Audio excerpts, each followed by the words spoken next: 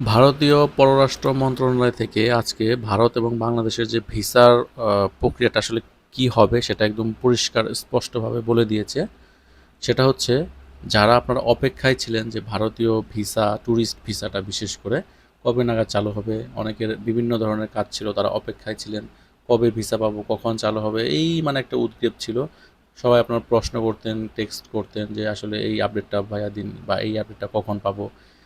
এটা কিন্তু সারা দেশের মানুষ অপেক্ষা করছিল, কারণ সবারই কোনো না কোনো কাজ আছে এই জন্য। তো গতকালকে এমন একটা নিউজ শোনা যাচ্ছিল, তো আজকে বিষয়টা একদম ক্লিয়ার হয়ে গেল।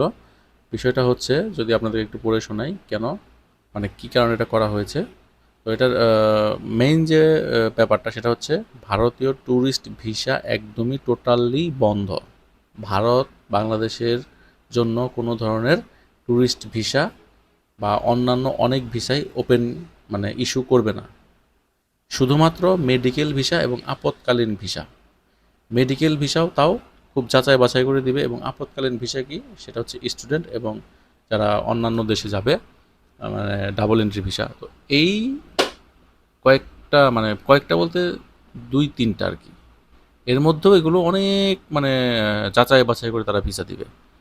তো এটা কেন করলো, এটা যদি আমরা এই নিউজটা যদি আমরা একটু বাংলাতে দেখি, তো এটা আমরা অনেকেই যেটা ধারণা করছিলাম সেটাই সত্য হলো। বিষয়টা হচ্ছে, ভারতের পররাষ্ট্র মন্ত্রণালয় বাংলাদেশি নাগরিকদের ভিসা আবেদনের বিষয়ে তার অবস্থান স্পষ্ট করে বলেছে যে জরুরি ও চিকিৎসা প্রয়োজন ছাড়া বর্তমানে বাংলাদেশিদের ভিসা দেওয়া হচ্ছে না। একদম স্পষ্টভাবে বলে দিয়েছে, বর্তমানে শুধু বাংলাদেশিদের চিকিৎসা ও জরুরি প্রয়োজনে ভিসা দেওয়া হচ্ছে। আনন্দবাজার পত্রিকা রবিবার রণধীর জয়সওয়ালকে উদ্ধৃত করে বলেছে, বাংলাদেশের পরিস্থিতি স্বাভাবিক হলে পূর্ণাঙ্গ কার্যক্রম আবার শুরু হবে এবং ভিসা প্রদান স্বাভাবিক হবে, যোগ করেন তিনি।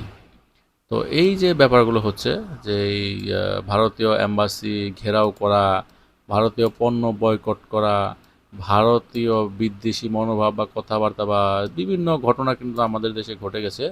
তো মানুষ যেটা চাচ্ছিল, তো কিছু মানুষের হয়তো বা মনের ইচ্ছা পূরণ হয়েছে যে তারা ভিসা চাচ্ছিল না বা ভিসা না দিক, বা ভিসা কেন দেয় তারা কমেন্ট করে বা তারা অনেকে বলে, এবং অনেকেই ভিসার জন্য অপেক্ষা করতেছিল। তো সংবাদটা এক পক্ষের জন্য সুসংবাদ, আরেক পক্ষের জন্য দুঃসংবাদ। তো যাই হোক, আপনার কাছে কেমন লাগলো বা আপনি কি চাচ্ছিলেন, আপনাদের মতামত কমেন্ট সেকশনে লিখতে পারেন, এবং সেই সাথে আপনাদের কোনো কিছু জানা থাকলে সেটা অবশ্যই কমেন্ট সেকশনে লিখবেন।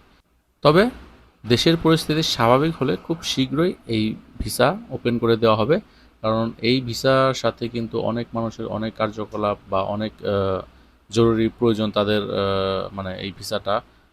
কারণ অনেকেরই কিন্তু অনেক বিভিন্ন কাজ থাকে সেই দেশে, সেটা চিকিৎসা ছাড়াও অন্যান্য কাজও থাকে। দেশের পরিস্থিতি স্বাভাবিক হলেই এটা দ্রুত খুলে দিবে। এইবার দেশ যত তাড়াতাড়ি নিজেকে স্বাভাবিক অবস্থানে নিয়ে আসতে পারবে, তত এই অবস্থার উন্নতি হবে। যতটুকু নিউজ বা আপডেট থেকে বোঝা যাচ্ছে, তো এই হচ্ছে ব্যাপার।